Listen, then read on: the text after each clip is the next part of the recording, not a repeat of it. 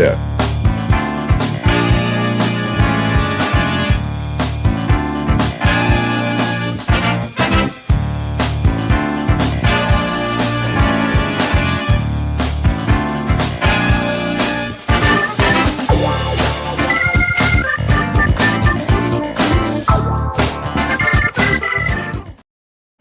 All right. Welcome to a Saturday edition of Detroit in Black and White.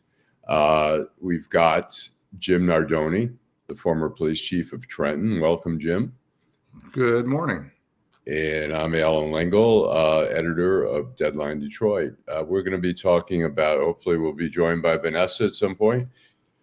I find it interesting. The Detroit News has an article today about the response, Detroit police response to nonviolent crimes like car theft. And one of the people they interviewed, it was a couple who had welcome back. We had one couple that was interviewed who had their car stolen in August. I think it was August 8th. They reported it stolen. They had gone to a concert at the Fillmore on Woodward. They reported it stolen. They never heard back from the police until the reporter, George Hunter, contacted the police department weeks later. And they were complaining and saying, if you get your car stolen in Detroit, don't expect anything to happen. There was video from a building right there. They did not look at the video until the Detroit News contacted them. And I think it's probably, as one of the police commissioners said, it's a problem. And so we talk about, I know violent crime is obviously the highest priority, but I think also, particularly this is a suburban couple. They came down, one of them lives in Walled Lake, I guess. They came down to the city and they said, we're not going to come down to the city anymore. We're tired of this, bullshit. I think it's not, I remember in 2015, I was with some friends. We went to Adavita over in Corktown. We came out, the car had been stolen.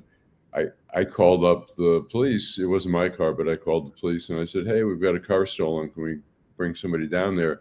They said, oh, we don't come down for those. You'll have to come to the station. I said, well, we don't have a car. Well, can you get a friend or whatever? So we took an Uber down there. There were 3 other people that night who had their car stolen outside restaurants where they'd gone. And I did a column about it. And I remember some of the people were like, hey, so what? This is the city. And I'm like, no, that's unacceptable, And Guy Gordon interviewed me about the column. And the police did change. They beefed up patrols. They started going out to when the cars were stolen. But Guy Gordon, who was at WDIV at the time, interviewed me. And he said, Allan, do we have like suburban expectations here? And I said, Guy, what suburban expectations? we went to a restaurant. We expect the car to be there. Is that a suburban expectation? So I'm curious if any of our viewers have had problems with police following up crimes, particularly nonviolent crimes. So that's just my. Well, you know what? I want to, before our audience answers, first of all, I want to say good morning. Good morning. Good morning. Like, what we want you to do, subscribe, share. Some of you have already done it. Thank you for joining us in Detroit in Black and White, our Saturday morning edition. I take it that Allan was doing his outrage about a stolen vehicle. I was just, the Detroit News has a story about it today, and I just thought, okay, it's an interesting subject, because like, what are our expectations as residents of Detroit?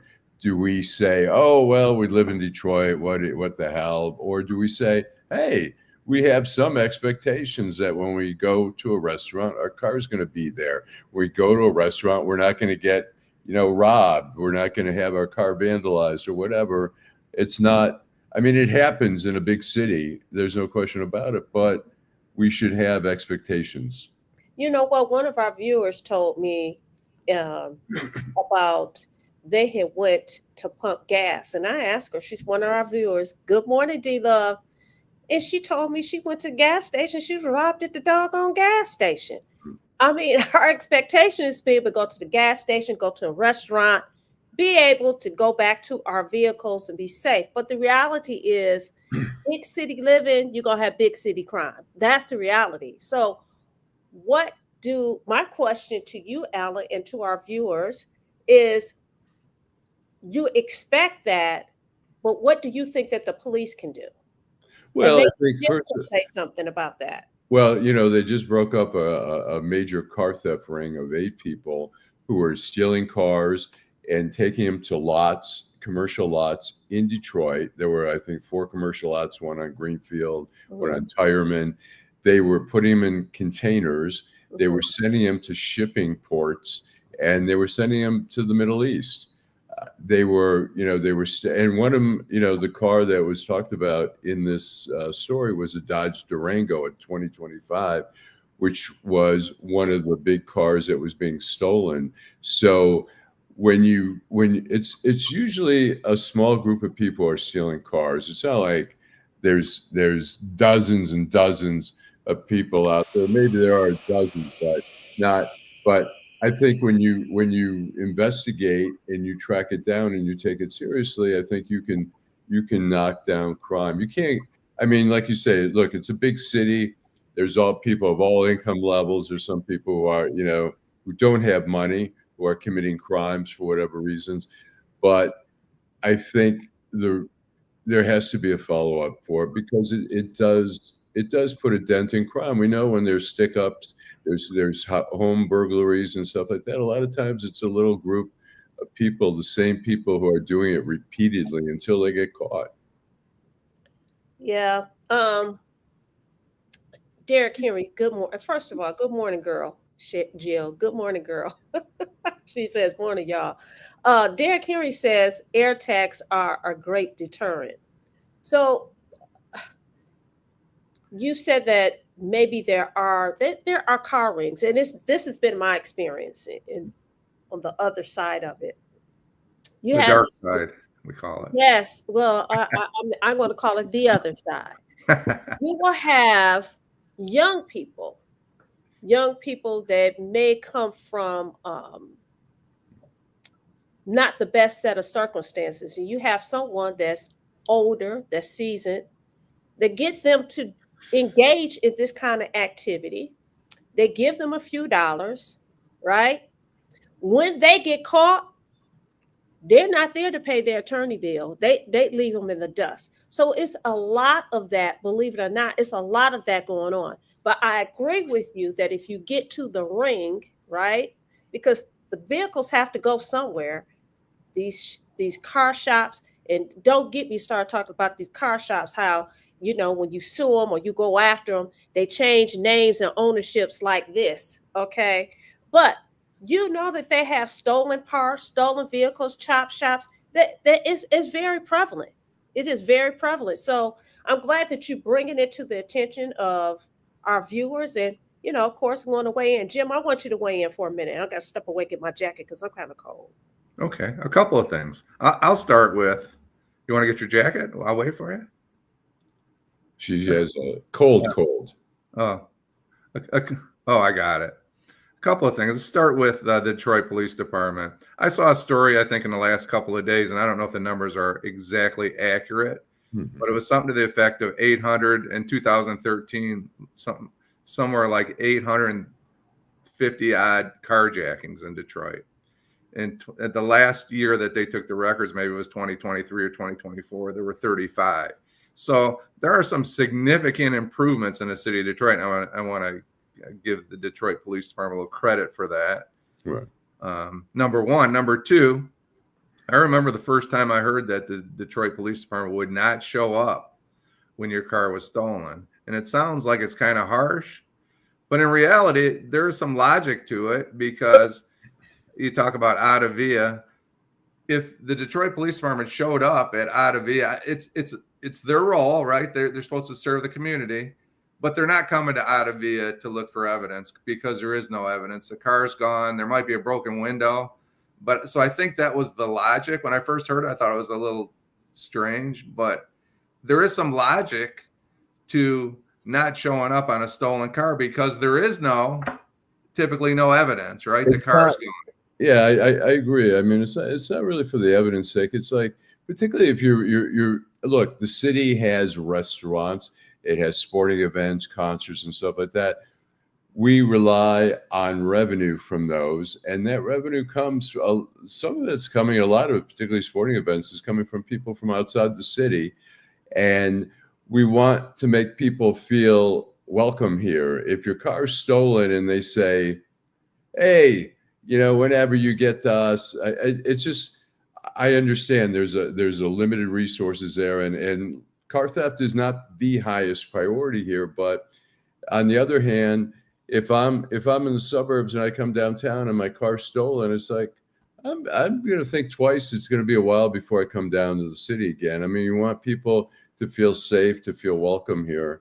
Can I push back on that for just a yeah, second? Yeah, sure, absolutely.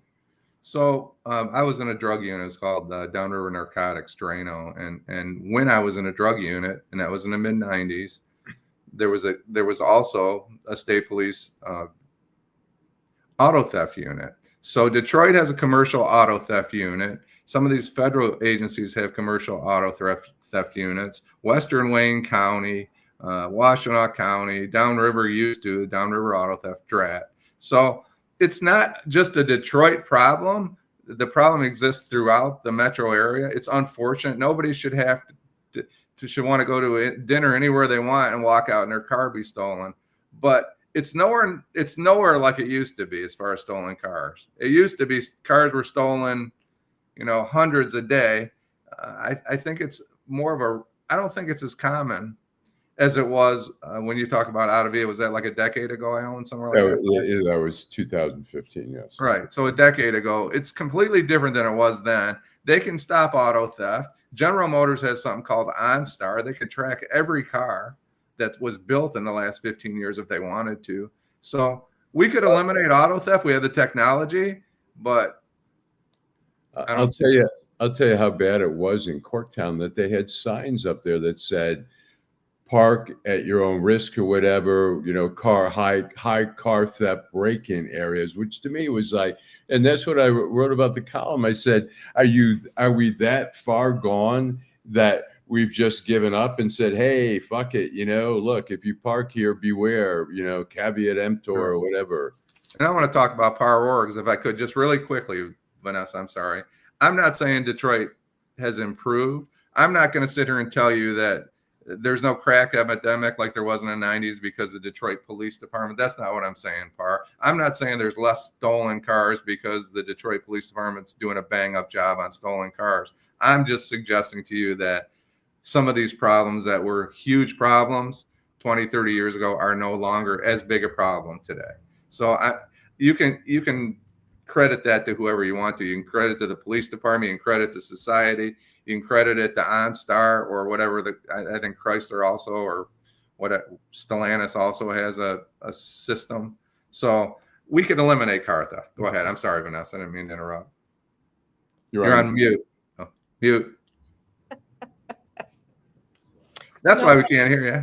Right. So I wanted to chime in. I'm going to take a little detour, and I hopefully, Jim, you'll be able to do whatever your outrage is, and then I'll be able to do mine. But Power Org says if it's not chained or nailed down in District 5 or 6, they will steal it or even vandalize it. And people have complained about this for their entire 12 years that Mayor Sheffield has been on City Council. I live in District 6, and you're absolutely correct. I live where we have an attached garage, and I've gone out, and some of my neighbors have said that their vehicle has been stolen. Now, what's interesting is it's a gated community, so whoever is getting in, you have people that are complicit to make sure that this kind of thing happened. But one of the things I think could probably help is that people, if we had a good mass transportation system. The reason I say that is this past weekend, I was in Chicago. I took their Amtrak train into Chicago, left the train, crossed the street, got on the bus, took the one bus, didn't wait 10 minutes, got on another bus, took the bus right where I was going. We don't have that here in the Metro Detroit area. I think that one of the things that we have to, one of the things I think that would be helpful is if we had a good mass transportation system. We do not. And that is really unfortunate. It goes back to what I was talking about last night. We have to keep our eyes, right, on the ball. We keep moving things, we get caught up in one thing, but this is a huge problem. If we have mass transportation problem, I mean, issue, if we have mass transportation, Allan, people will be able to catch the bus and go out to dinner and then hop right on the bus and go back home. You know what I'm saying? But we don't have that. I lived in DC for 14 years. I loved the subway. I loved the bus system. You saw everybody of every social stature, people in suits and work outfits or whatever on the buses and stuff like that. The problem is this area has never been committed to public transportation. I mean, we look at the Q line, which was, they initially talked about going from downtown Detroit to Pontiac. I mean, the thing takes, it's only 3.3 miles. It takes to go 2.5 miles. It takes about 20 minutes. You can almost walk, for that. And people, and plus, people aren't used to, I mean, people in Macomb, people in Oakland, people in Detroit, you're standing out in the middle of winter. You go down, in the middle of winter, it's 0 degrees out. People are standing outside of the bus stop. If you don't have to, if it, in DC, I had a car. I didn't use it during the week. New York will use their cars. I just think I'm telling you, I saw every kind of person on the bus, and it was like 10 of us, maybe less than that. We're all on the bus with our suitcases, and we had no problem with it. But here's the deal, because this is Detroit in black and white. You just said in this region the think tanks have never been committed, but I bet you by golly, wow, every year they go up there to Mackinac Island to talk about what's going to go on in Detroit and the metropolitan Detroit area. And guess what? The citizens remain silent, because I guarantee you, if we raised hell about this, things would be different. We have the coffee around the table. I'm sorry? People don't want it because they don't understand. They haven't experienced. A lot of people have not experienced. You really think that people don't want it? They would but they haven't experienced good public transportation here on purpose. And people have not demanded it, is what I'm saying. Well, that's what I'm saying. And I'm going to give you an example. We currently have our current governor. She ran on fix the doggone roads. You know why? That's what people talked about all the time. People talked about how raggedy the roads were. And she ran in that campaign, right? And she won. If we said, listen, we want mass transportation, we're sick of this. We're sick of paying all this money for these vehicles. They get stolen. Our insurance rates go up. If we raise heck about it, guess what? Things will be different. We're just having a conversation around the coffee table. But those people go to Mackinac Island. Yeah, I said it. They go to Mackinac Island and they talk about everything that benefits them and not us. Because you better believe it benefits them that we don't have mass transportation. But as you say, there's just not a demand for it. And that's why, I mean, most of the people want to drive to, if they can afford a car, they're going to drive to work. I mean, there are people who have to take multiple buses to go each way to work. And it should be, I mean, I've taken the Woodward bus. The Woodward bus is fairly reliable, but other than that, to get out to the burbs or whatever. I mean, I took once, I was going to see WDET had something out in Grosse Pointe at a bar, an evening of, entertainment or whatever. And I took a bus from the front of the Buell building on Griswold in downtown Detroit. And I took it all the way out. It went down Jefferson. It went into Grosse Pointe. It dropped me off like a few blocks from my destination. It was great. I loved it. But the idea of people getting around, I mean, people aren't used to it, so they don't demand it. And it really takes a commitment here, because it's a long-term solution. It's like to build the Q line took probably, I used to live near the stadium. The queue line, it probably took at least 2 years to build. And that was billions of dollars. Should we take a break? Who demanded the queue line? Should we take a break? Gilbert. Yeah, we should take a break. But who demanded to have that? Dan Gilbert did. And those people wanted it to help their property. Island, that's right. Help their properties. So, and now it's being subsidized. Go ahead. Yeah, let's take. We're going to go a break. Nearly 30,000 vacant lots all over the city of Detroit are for sale right now. That's right. Nearly 30,000 vacant lots are available now, starting at just $100.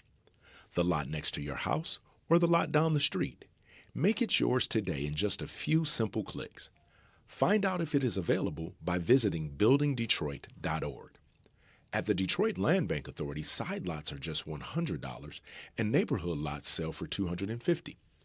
You can apply and pay online today by visiting buildingdetroit.org. And if you don't see the lot you're looking for, call our offices.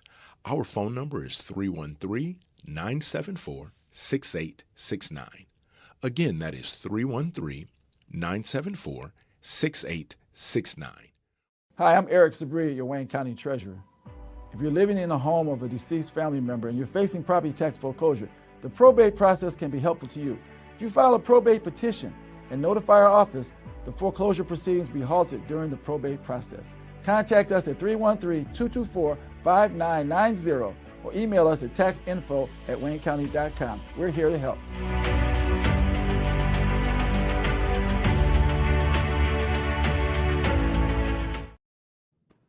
Yeah, we're back, Detroit Black and White. If you're watching Detroit Black and White, please join in the conversation in the comment section. We will address you. But you know what we want you to do? We want you to like, subscribe, and share. Deborah Harris made an interesting comment, and then Dwayla Boyce chimed in. She said, at my age, you can't get me on no public transportation. As it stands now, I understand. But listen, I get on a people mover on a regular basis. They're police on the people mover. They're police on the people mover. So when we're talking about mass transportation, and Allan, maybe you can speak to this, and Jim, you have people in areas like DC, in areas like Chicago, that have police on the bus. So it's not just about, when we're talking about a mass transportation system, we're talking about a whole mass transportation system. We're talking about a holistic approach, but they purposely do not want us to have it. Like I said, who wanted, and I'm not picking on Dan Gilbert, but I am picking on Dan Gilbert. Why was it so important for you to have a train to go 3 miles that you said it runs at 2 miles an hour? I mean, I don't know how fast it goes. It goes 15, 20 miles an hour. But the bottom line is, who does it benefit? It benefits a small group of people. I used it to go to work when we had offices downtown on Griswold and stuff. I used it, but one of the problems is that, I mean, it doesn't go fast enough. I mean, if you really wanted to go to Pontiac, there's no way, because it should have been built in the middle of the street, not on the side street. So you're in a regular lane. I've been on it where somebody is parked on the tracks, and you just get off and say, screw it. And there are police now. Detroit police have taken over now. They follow the trains, which is great. But for a while, when it was free after the pandemic, they weren't really paying attention. And there were some times I was on and I just got off. People started screaming and being like really just loud, like there was going to be a fight. And I was just like, you know what? I'll just walk the rest of the way. But now I think they're trying to treat it legitimately. But as long as it should be down the middle where it just goes zoom down, but it has to stop at red lights. It stops for everything, including in the wintertime when there's snow too much at the curb. Cars sometimes tend to be on the track, and they have to stop and get either a tow truck, or they run into restaurants to see if it's somebody's car. And it's like, it's very inefficient, Mr. 123 says Dan Gilbert probably wanted the queue line to go all the way to 8 Mile Road. And guess what I'm going to say to that? what Dan wants, Dan gets. This is Dan town, not downtown. And trust me, if that's what he wanted, that would have happened. That's what I believe. Okay. I think it just was too expensive, and I mean now I think it's being paid by by the government now. It was it's free. It's free. So it used to be you buy tickets or you buy a pass for the month or whatever. They'd have transit police get on the train, check around. You got your ticket. If not, you gotta exit. I don't know that the transit police are getting on too often, but I mean now it's the Detroit police that are, if you see, they're following behind, which is great. It should be. I mean, if you're going to take public transportation, it's got to be safe. So. Yeah, absolutely. So Jim, we're gonna move on. I don't know if we want to. Jim, you want to address some of the comments today? Yeah, I'd like to talk to our colleagues before we move on to a couple of other outrages. The queue line should have been built up like the people mover in the middle of the road. Superstar Bella, thank you for your comment.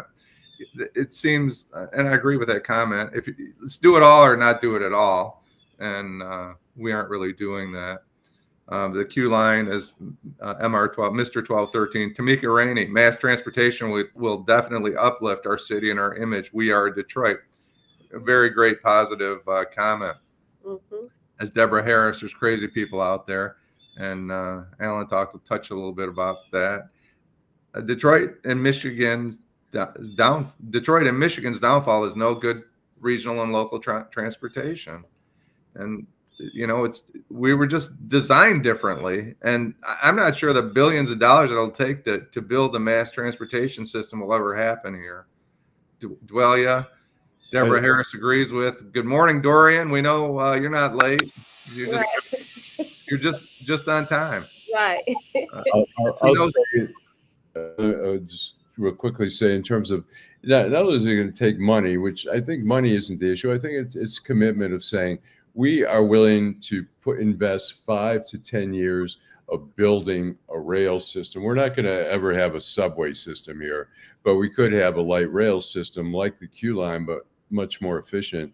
But it's going to take commitment of 5-10 years where you say, we're all in, we're going to do this. But the city just feels like, oh, it's too late. We can't we've already. But it's not just the city, it's the region.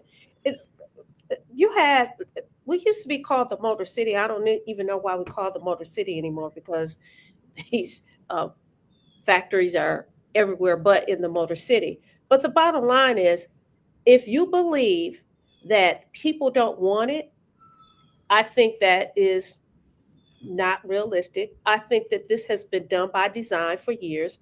I think that those think tanks that go to Mackinac Island, including the head of General Motors, Stellantis, Chrysler, whatever you want to call it, Ford, they purposely do not want that, because that keeps us in cars, that keeps us driving, that keeps the insurance companies going. Listen, it is bigger than, it's not as simple as, the people don't want it, because I guarantee you, if we made demand, it would be different, but we don't. We just don't. I don't agree with that. Yeah. Sorry. Jill Sheridan, potholes have always been what happened? quote in there. Betcha by golly, wow, Vanessa, you're right. Power Works. I'm sorry about Power Works. Your cars are stolen. And what I meant to say is, if they really want your car, they can put it on a tow truck and drive it away. But there is technology to stop your car from being operable, and we've never followed up on it. If you shut down an automobile and it won't run, it's not very good, much good to people.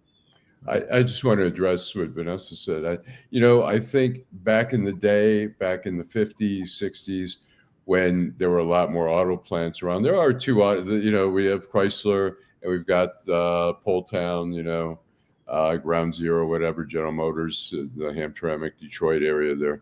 I think back then there were so many people working in the auto plants, they wanted people to buy people who were working there wanted to buy their product, but I don't think that's the case right now. I think it's just, I think we've already acclimated to not having great public transportation, and people are just sort of used to that, and they're not demanding it. not enough. There are some people out there, but I think that, I think there's just not enough people here where the auto companies are still really give a shit whether we have public transportation or not.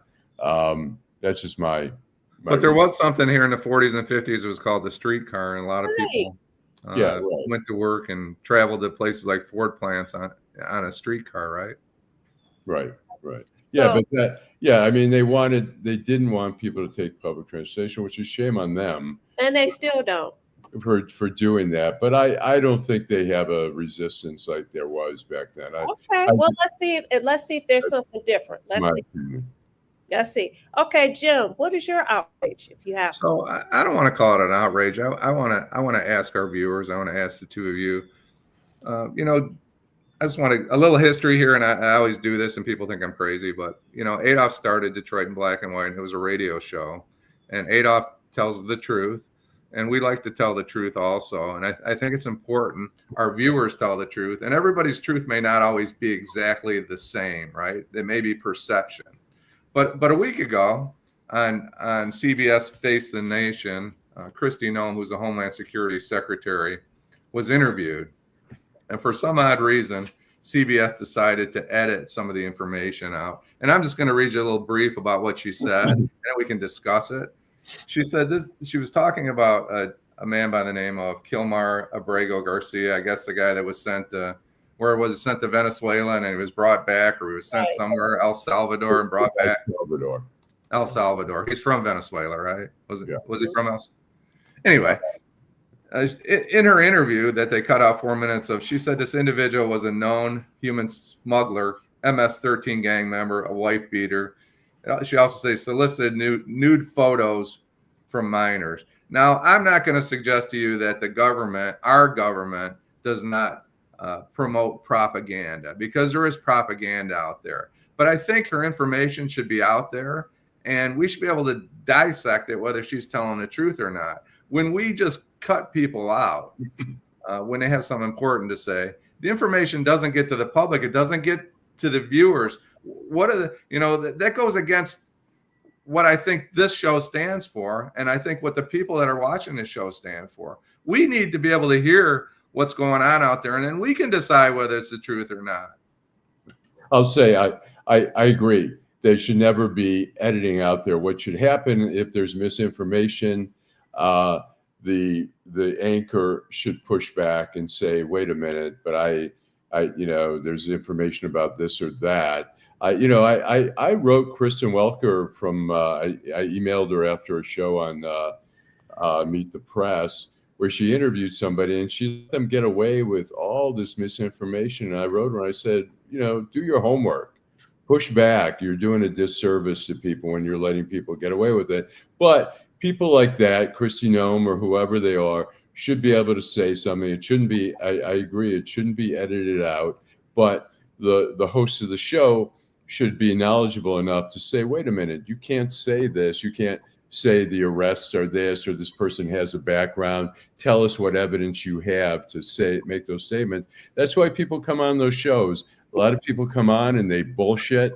We have a lot of politicians come on, and it's up to the people to push back. When I was in DC, when a politician was in trouble, they wanted to get on the Larry King show because Larry King would not push back. If they really wanted to face the fire, they would go on Meet the Press, Face the Nation. But because those hosts would push back, and it's up to the host to push back, but it's not up to the show to edit out comments. Yeah. Okay. I agree with you, Allan, believe it or not. I do not agree with you, Jim. I don't know where our other co-hosts, where they land on this, but I think that that was not her job. Okay, that was not her job. Her job was to let us make our own decisions and view what it is and say, okay, this person's on the up and up and this person's not. But Dorian Denard said something that I think is important. He says, real journalism is dead. Adolph has said it. We only have a few in this area, a few reporters that really do the work. and some of them are vilified when they do the work. But you can name maybe 5 of them on one hand. But I why? would say- Why did they cut this out, Allan? You're a journalist. Tell us why they thought it was important, CBS, to keep this information from the public, whether it's accurate or inaccurate. Maybe because they thought it was just inaccurate, but it's not up to, like I say, it creates this controversy that shouldn't be there. All these people come on. I've seen so much on Meet the Press where people give misinformation and slant things, and it's up to the host to bring the truth and correct it.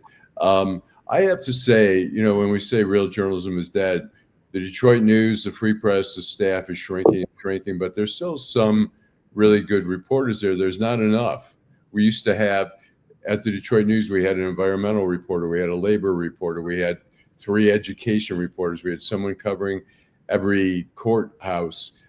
We don't have that anymore. So I don't know that it's dead, but it's certainly shrinking. I have good friends at the New York Times, the Washington Post, the Wall Street Journal, who are great journalists, who are doing great stuff, but those staffs are shrinking. The Washington Post just did another buyout, a round of buyouts. I have friends who took buyouts after being there years and years, and they're great journalists. But what we're seeing, though, I think sometimes we're seeing a rejiggering of journalism now. We're seeing people gravitate towards Substack, where they're having columns. We're seeing more people do podcasts. And, the problem is that some people we see a lot of misinformation on the internet because people aren't trained as journalists, and people are sort of taking on this role as I'm the truth seeker, and some of the stuff is not verified and it's bullshit. And that bullshit gets spread around and it gets But the major, I'm sorry. No, go ahead, Jim. I'm going to talk. I'm going to lead this into another segment. Good morning, Ira Todd, Terry Booth, On Purpose, Gula. Thank you. I'm going to lead into somewhere else. I just happened to have the news on last night, and it's a lady. I think her name's Laura Ingraham. She's on Fox News. Yeah, that's. And there's an incident in Dearborn Heights, and she's either ignorant or she's completely off, because everything that happened in Dearborn Heights with the badge, they attributed to Dearborn on Fox News. So they have no idea what the hell they're talking about. Why can't she be both? I don't get it. Here's the picture of the badge. Right. Why can't she be both? It's in Arabic, and I mean, so what? It's an acknowledgement. Look, if you go to City Hall in Hamtramck, there's signs in City Hall in English, Arabic, and Bangladeshi, and because it serves the community. In the community in Dearborn Heights, there's a large Arab population there. So what's wrong with putting Arabic on the police badge? I don't get that. Dearborn Heights is a different city than Dearborn. If anybody doesn't know, it's 110,000 people live in Dearborn Heights. It's a major city. I want to go back 100 years, right? When the Mexican people came to Detroit in the 1920s, and we identified a little town as Mexican Town, right? That's from the 1920s. The Hungarians, if you went down 4th Street from where I lived, you turn right, the Hungarians were down there, right, off of Springwells, and the Mexicans were here, and the Italians were here, and I just think Detroit has always been a welcoming community, and why we're picking on the Middle Eastern people, it just seems like they're an easy target today, and I just think it's completely wrong. What's the objection? What is the objection? I don't agree with it. I don't believe that we need that a government should be representing or picking sides in any debate, right? I think they should represent the government, but I'm sure not upset. I'm not losing my mind about it. I saw the badge before all this. I saw it 2, 3, 4, 5 days ago. They were interviewing the chief, and I noticed it, and I thought that was unusual. I don't particularly care for it, but I don't think it's the end of the world either. Yeah, I don't get it. I mean, I don't understand why. I mean, you want to show inclusivity, and Dearborn Heights, like I say, and Dearborn has a big Arab population there, and it's just sort of a nod to recognition that, hey, we recognize you. You're part of the community. We want you to. There are people in the community who don't probably speak. There are, some people who don't speak English well. They're new immigrants or whatever, and it's an acknowledgement of. I think it's good for policing to show, yes, we're with you. We're not against you. We're all part of this community. Can you put that badge up one more time so we can, if Ira did not see it? So this is an international controversy, I guess. It's silly, but now the Dearborn Heights mayor has come and said, look, this was just a prototype. We're not, I guess they're not implementing it at the time, but I don't really see the reason for all the uproar. I mean, it's kind of racist stuff. I mean, if somebody's objecting, okay, you saw it is.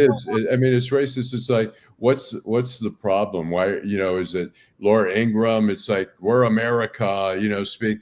It's like Trump, announcing English is the official language of America. It's like, English, America is a melting pot, and there's a lot of new immigrants who come here, and some immigrants who don't speak English very well. It's not their first language. Well, I think Terry's bringing up an incident that happened in Florida where I think 2 people were killed or 3 people were killed by a truck driver that apparently said he doesn't understand English. Well, that's a bigger issue. There's more going on there than a guy doesn't understand an English road sign. I don't know if I buy all that.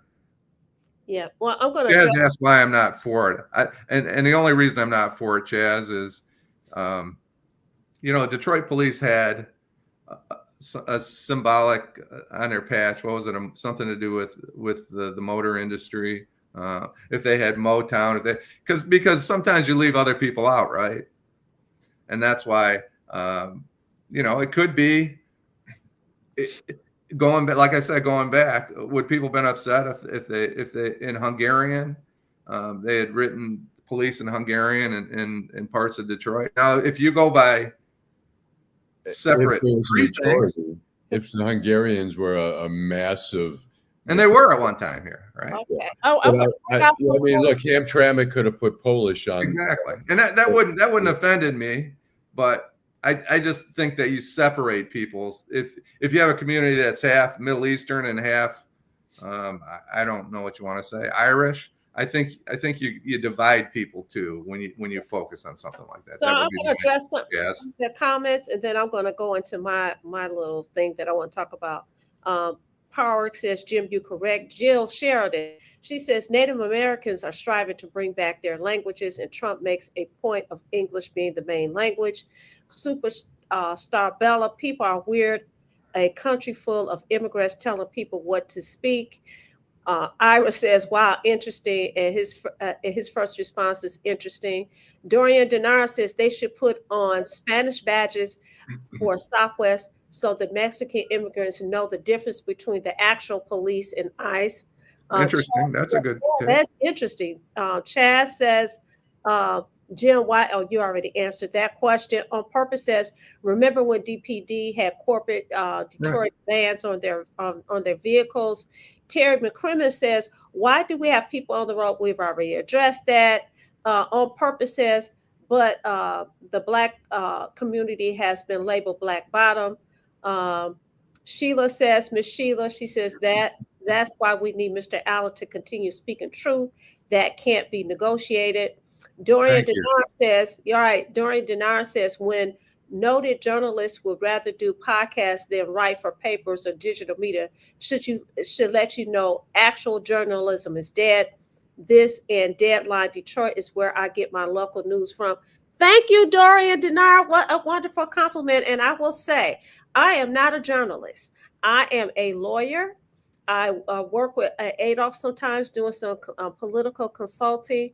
But I'm out all the time. So I meet a lot of people and we get a lot of information. We feed each other information. And we're not getting anything out of it financially. What we're doing is we're trying to inform people as to what's going on, not just what's going on in Detroit, the Metro Detroit area, and what's going on in the world. On Purpose said tainted mass media is trash and propaganda. On Purpose says it has been reported that the government writes the scripts for reporters to read. And Jill, Dewala, and Gullah, they all says they want the receipts. Bring the receipts. So I just want to make sure that I addressed everybody. Mr. 1213 said content creators purposely give misinformation for clicks. That is so true. That is so true. I'd say, in social media, I see a lot of stories where I go, wow, is that it's not a mainstream media thing. It's some media thing, or it's on Facebook, and it's reported as fact. And I'll start to Google it to see if it's true. And I can't find it anywhere else except that one place. And we see a lot of bad headlines. We call it in the business clickbait, where it says, read about what Taylor Swift has to say about the divorce, or about her breakup with a boyfriend, with whatever. And you read it, and it's just total bullshit. It has nothing to do with the headline, or the headline's totally misleading. And I don't like. You see it. I mean, the free press, it's not misleading, but they'll say, guess how many cars were stolen. Yeah, they try to do little teasers there. And I don't love those headlines either, but. Right. So I want to talk about somebody that I've talked about before, and you guys know I don't have any love interest. I just don't think that the guy is a good guy. And I am talking about Mr. Robert Davis. He's up again, okay? And I have said before, I've said it the last year, maybe 2 years, this guy is a hired gun. Yes, I use that word. If he wants to sue me, do it. Try it. Okay, do it.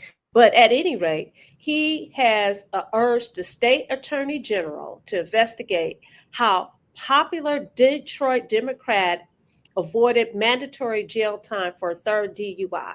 He's talking about Jonathan Kinlock. Okay, there was a story in the paper some weeks ago about how he had his third DUI. He did not go to jail. He avoided jail. This happened over 20 years ago. What the heck is this all about? We know what it's all about, right? This is dirty politics. I don't know who's paying this guy to do this, but I'm like, really? The attorney general, who's Dana Nessel, was probably working as a Wayne County prosecutor at the time that this occurred, right? Kim Bartley says, I'm not even giving you the time of day.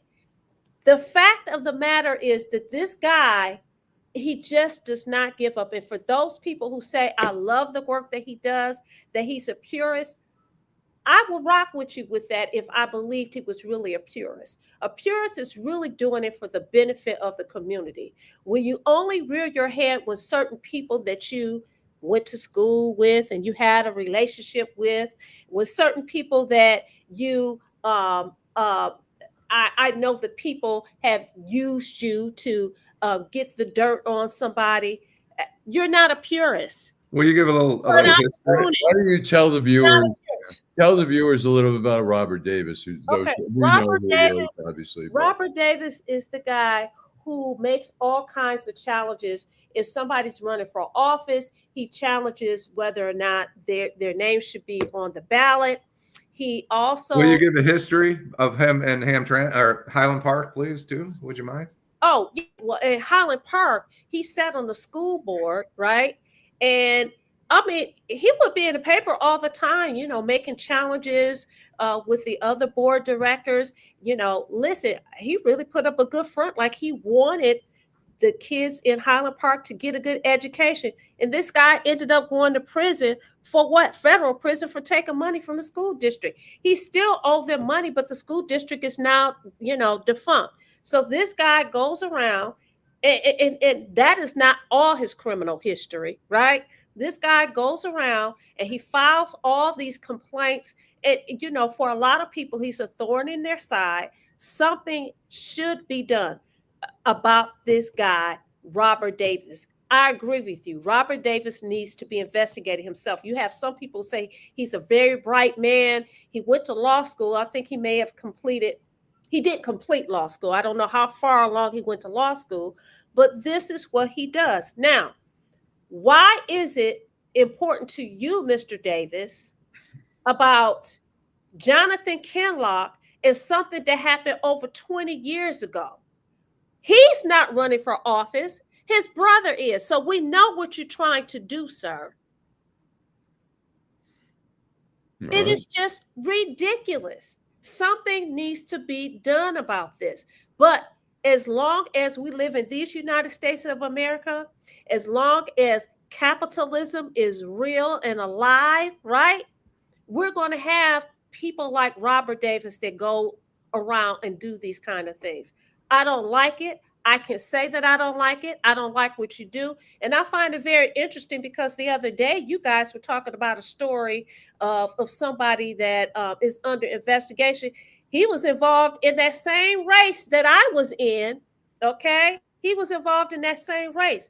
You support, listen, we know politics is dirty, but this, not this. Well, thank you, Kenneth, our old friend Kenneth Reed. Said, don't forget that he was federally and Deborah Harris, embezzlement of funds from Highland Park School District. That's what I said. And he did not pay back the money, right? He is a smart political disruptor, and trust me, every candidate has them. It's politics. Politics are dirty.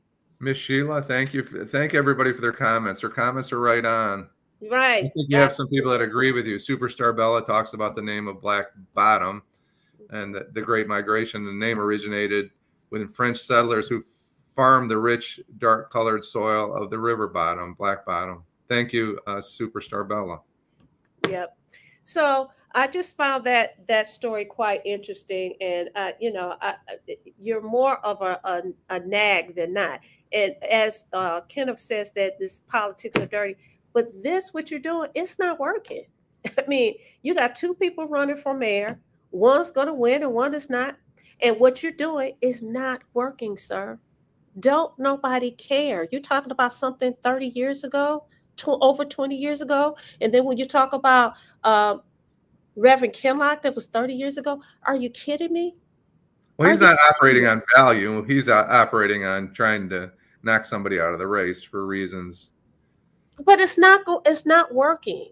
No, it's not going to work. The one thing I do, I don't have, I mean, unfortunately, when you run for office, your life is out there. And a lot of people don't want to run because of that.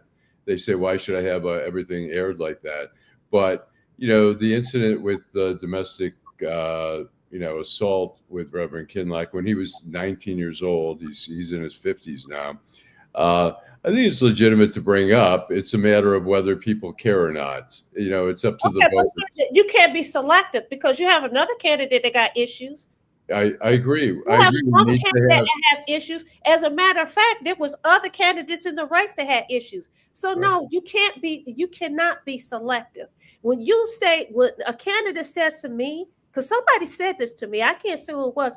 Oh, he's a purist. And don't think that we did not know that there were going to be some certain challenges, because people told me that there were going to be challenges before those challenges was made, and told me whose name was going to be on the challenge. And it was Mr. Davis. Well, for me, that's a problem. I agree. And Kenneth's a proud graduate of Highland Park. This ain't working. Thank you, Kenneth. I mean, whatever his motivation is. I mean, the thing with his brother, obviously, it's not that the story, even though the story's old, it's not that it's not legitimate. The timing of it is a little too obvious. Exactly. Is Robert Davis involved in the write-in campaign of Duggan? Did he get Duggan kicked off the ballot, or was it somebody else? I don't remember. Yeah, I don't remember. I don't recall, but it wouldn't surprise me if his hand was involved in that. Exactly. I was just getting ready to say that wouldn't surprise me if his hand was in that. And the fact that that people give him ink, that is really drives me. I don't know what when Sri Thanadar ran and he bumped off Adam Hollier. I'm not sure if Robert Davis was involved in it or if Sri did it on his own, but I mean, people have to be careful, obviously, when they're registering. I mean, we saw like 4 or 5 gubernatorial candidates, Republicans, kicked off because they hired the wrong person to collect signatures. We know how vulnerable that process is, where people go out and forge. And I mean, you get paid sometimes, what is it, like $10 a signature or something, $5? Oh, they're making I think it's like $20. I mean, it's Per enough. signature? Wow. I mean, they have gone up, and now, I mean, even some of those people who were making a living, look, standing outside getting those signatures through the winter months, it's very difficult. But some of those people were even challenged as to whether or not they actually stood outside and got the signatures. How about Deborah? Deborah's a step ahead of us today. She has the information that Tom Barrow and Robert Davis are the folks that Challenge. went after Mike Duggan for residency in probably 2013. And see, this is the thing. For me, if you're going to challenge somebody, if you're going to bring up the information, yeah, I did it. We in this race together, and all Dukes, we got the Dukes out, right? I'm challenging you, and yeah, I said it. My problem is you hiding behind. It's like hiding behind a mask, and that to me speaks to the candidate and how spineless you are, and how you're not upfront. I don't like it. I don't care who it is. I don't like it. Well, I mean, he does ding a lot of people on technicalities. I mean, really. I mean, as you know, I mean, some are really super technicalities. I mean, whether like Duggan got bumped, it was a little bit more than a technicality when he got bumped off there, and I don't have a problem with that. And, when you're really nitpicking over, some of the stuff is so picayune that it's just, I don't know. Yeah. Kind of bullshit. And I agree with Ira. Ira says that he agrees with you, Allan. Unfortunately, when you run for office, your life becomes public, and public should be informed, and candidates should be accountable for their actions. Candidates should use those opportunities to explain who they are. I don't have a problem with it. I have a problem with the process. And Chaz understands why my name will never appear on any ballot. Thank you, Chaz. On purpose says Tom Barrow and his vote observers claim that they witnessed thousands of write-in ballots with the same looking handwriting style. I don't know if they were write-in ballots, but there were certainly petitions where we saw the same writing style, dozens and dozens. And that's why so many people got bumped off. There's people out there committing fraud. They're saying, yeah, hire me, give me, and it's a lot of money, and it's disposable money. You start raising money, particularly the bigger candidates start raising a lot of money, and they're like, sure, here, they get consultants and stuff, and they let the thing get out of their hands, and it's dangerous to do it that way. Yeah. It says, Timothy Squire Bay says Robert Davis is a hater.